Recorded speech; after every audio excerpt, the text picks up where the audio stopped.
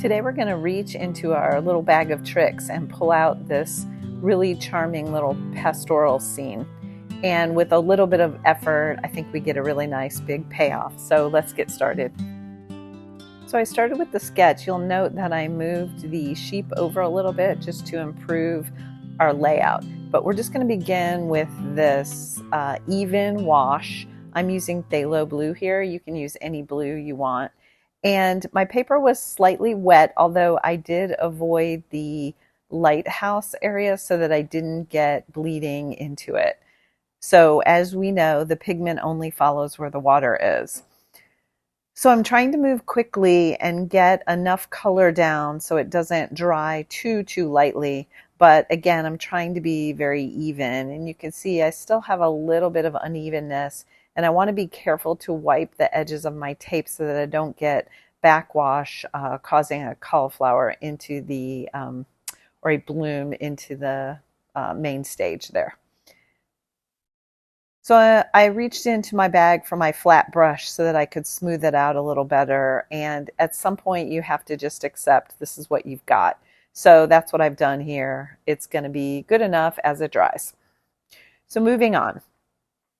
Now I'm going to concentrate on this back area first, and I want to capture the edge of the wet area of the sky wash I just put on so that I can take advantage of that wet on wet and get the trees to kind of blossom, so to speak.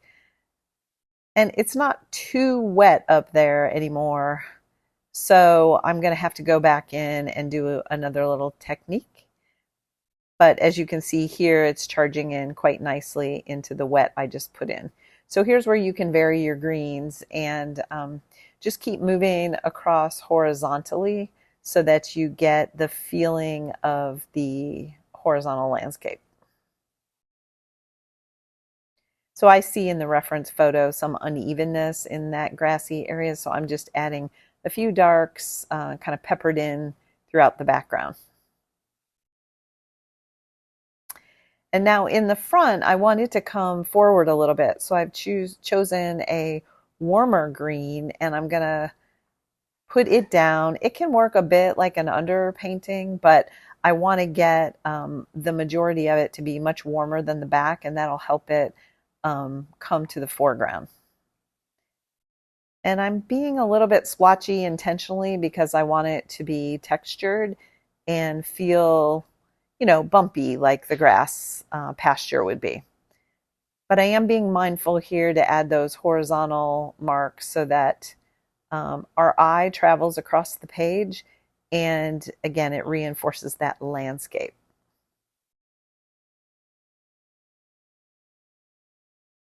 For the sheep, I'm using a mixture of my red that I'm going to use on the lighthouse and the brown.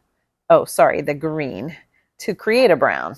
And I'm just going in really lightly here for the first layer and just beginning to hint at the contours following my sketch. So where I know it's darker, I'm just going in a little bit heavier with the same color. So I've just added a little more pigment to get it to be a little bit darker. And while that's drying, I'm going to go ahead and work on the lighthouse. Now here I want to show dimension, so I want the left side of the lighthouse to be lighter than the right.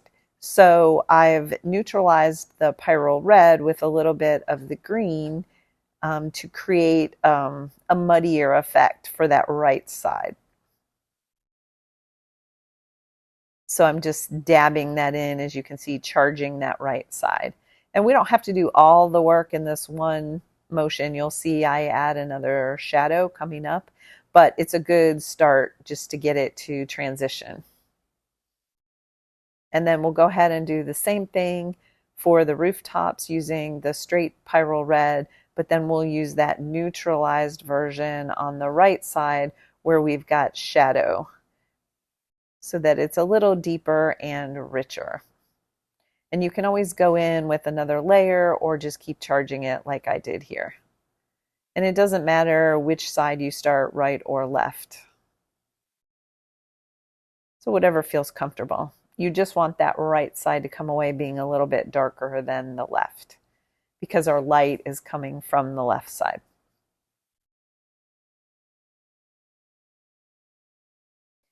Now on the sheep, I wanted to cool down the bottom of them, so I'm adding a little of my phthalo blue, but I don't want it to take over.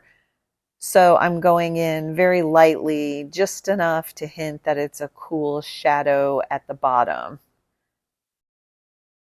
And I do want to capture a little bit of the shadow on the ground. But again, I always try to connect things. So to me, when I look at the reference photo, the sheep is connected to the shadow on the ground. So I'm trying to work both of these areas at the same time.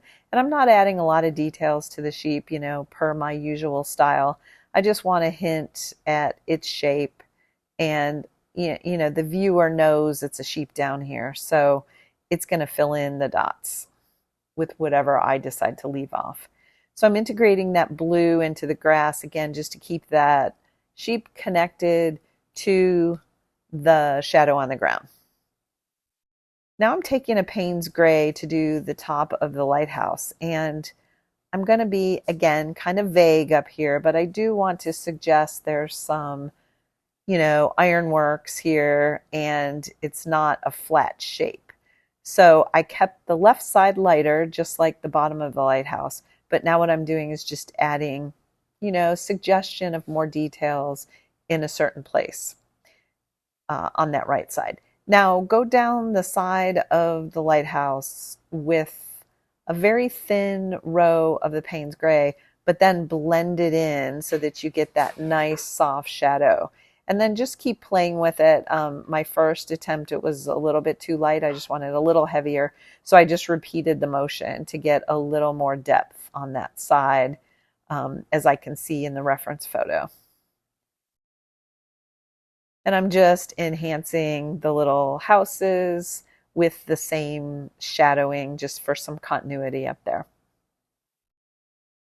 And again, I'm not going to try to draw every window and every shape, but I do want to suggest there's some things going on back there. So I'll add the shadows to be consistent, and then I'll add a few more details suggesting windows and doors.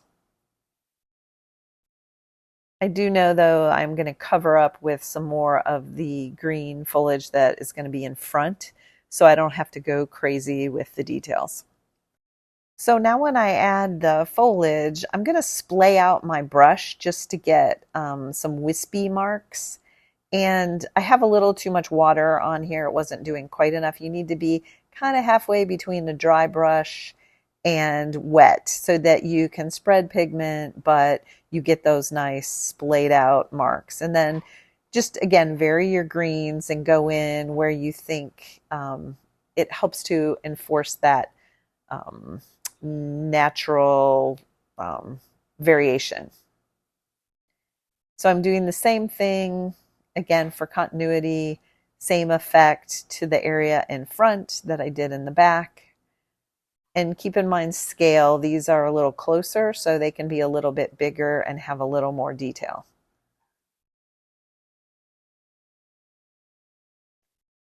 And then I love the effect, of course, of the dry brush on the watercolor paper. So I'm picking up on that to get that crunchy effect, so to speak, to show that, we've got this pasture here.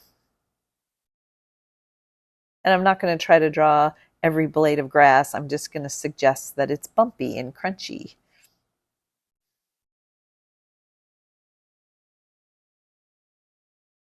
And I always like to interact with the edge of the paper just for some interest when I take the tape border off.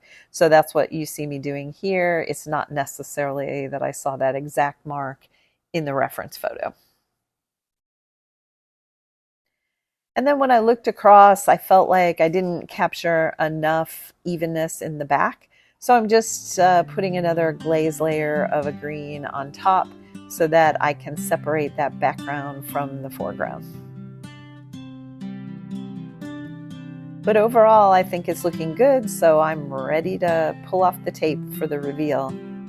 So for a quick 30-minute painting, not only did I have fun, but I think we got a really nice payoff without a lot of effort. Thanks for joining me today. I can't wait till the next time. See you soon.